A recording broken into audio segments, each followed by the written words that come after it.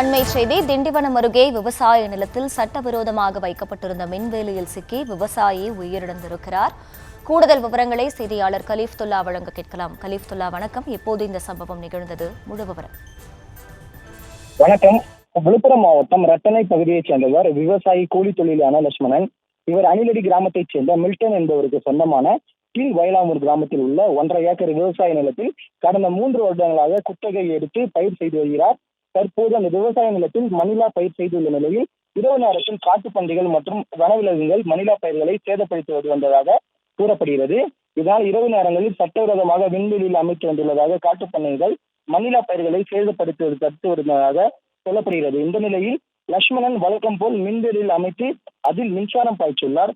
அப்போது அந்த நிலத்தின் வழியாக வந்த பக்கத்து நிலத்தின் உரிமையாளர் பல்ராமன் என்பவர் சட்டவிரோதமாக வைக்கப்பட்டிருந்த மின்வேலியில் இருந்து மின்சாரம் வந்து சம்பவ இடத்திலே துடித்துடித்து உயிரிழந்தார்.